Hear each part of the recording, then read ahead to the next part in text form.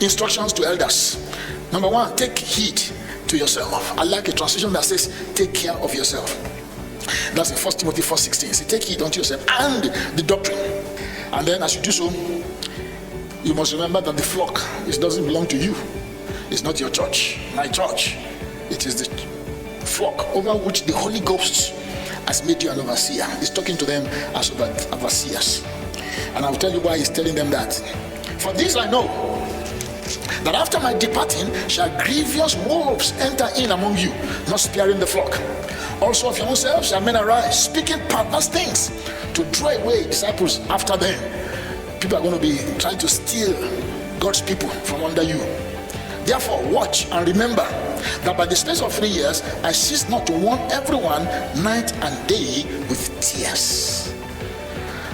What makes a man like Paul to cry is important. He knows. He says, I know this is going to happen. It's not something like, I'm not sure, maybe it might happen. He says, I know this is going to happen. And these are people that want to make a merchandise. People get rich from doing God's work. They want to attract people. This is my member. This is my church people. Make merchandise. Those are people that I call wolves. Some people have no job. They set up a church and they become rich. But let that not be what happens in the church. Jesus and Jesus alone must be exalted. Lest we become grievous wolves. Grievous wolves.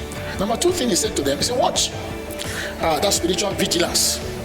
He said, watch and remember. Because we all tend to forget. When the fame comes, when the needs are met, we tend to forget. God had to say to Israel through Moses, don't forget that I was the one that gave you the power to get wealth. Don't forget. Because we tend to forget. Paul was saying that to the leaders here. Watch. As you watch yourself, watch other people. You see, the truth is that the problem of the body is not all from outside. A lot of the problem that we have is also from inside. He said to them that, look, we preach the truth, but we also warn you so that you continue to preach the truth. Then he went on to point out false teachers and false prophets. It wasn't everybody that was preaching the days of Paul that were preaching like Paul. There have always been charlatans, and they will always be there. And the people that gradually move away, they were okay before, but with time, if they don't watch and if they're not careful, they tend to drift away.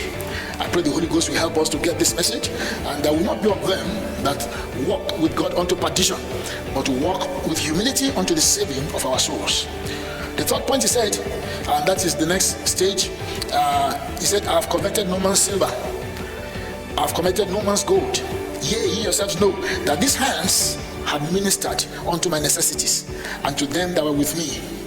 I have showed you, I love this, I have showed you all things, how that so laboring, that is with your hands, you ought to support the weak, and to remember the words of the Lord Jesus. How he said, it is more blessed to give than to receive. He commended them to God. But he was telling them that, look, I want you to work with your own hands, so that you don't depend on people paying or giving you tithe to survive. Don't live on that. You know, I've tried to be an example unto you. So I've tried to be an example.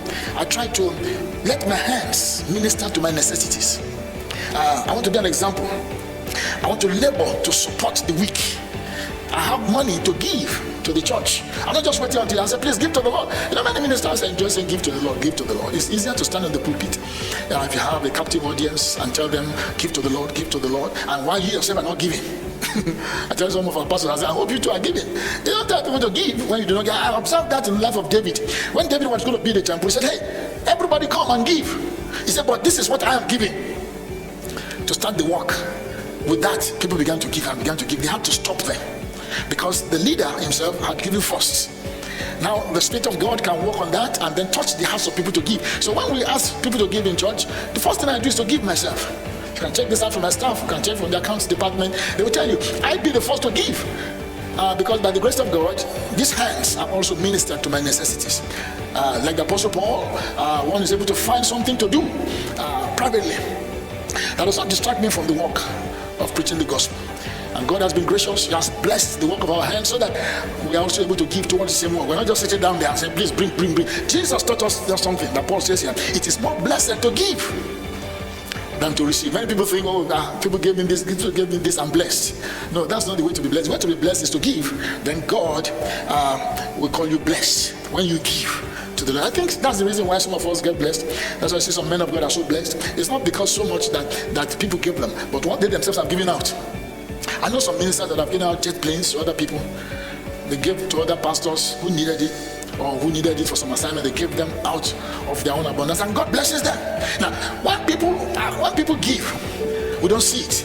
It is when they are given that now there's an uproar. Say, this man has, Jesus says it's more blessed to give than to receive. If you see somebody who is a good giver, you soon discover that he's always going to be blessed. But a man who is just there, who is complaining and is busy criticizing people that are blessed, not knowing where their resources come from, and just make yourself into an enemy of righteousness and of the truth, you find out that you just remember where you are. God is not able to bless you because you have not learned that blessing is not that which is given, but it's not that which is received as much as that which is given. I pray the Lord give us understanding in Jesus' name. Then he commended them to God. Verse 32. I commend you to God and to the word of his grace, who is able to build you up and to give you an inheritance among those who are sanctified. The gospel of the grace of God can build one up.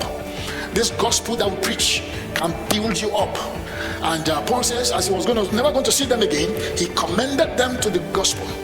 And that was the gospel, that Jesus Christ, the same yesterday, today, and forevermore. Jesus Christ, if you have him in your life, you truly have him in your heart, in your life, he will make your life blessed. Then you can be a blessing to other people, because until you are blessed, you can't be a blessing. That he trusts that gospel is going to make the people to be blessed. The believer that is sanctified, the believer is sanctified by making the cross of Jesus the object of his faith. When you make Jesus the object of your faith, then you are sanctified, or like we say, set apart. This gives the Holy Ghost something to work on in your life.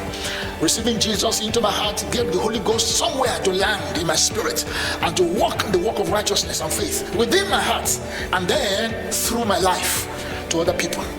The believer cannot sanctify himself. You must have Jesus, and you must consecrate and commit to him, and then the outworking of that by the Holy Ghost is what makes you a great blessing.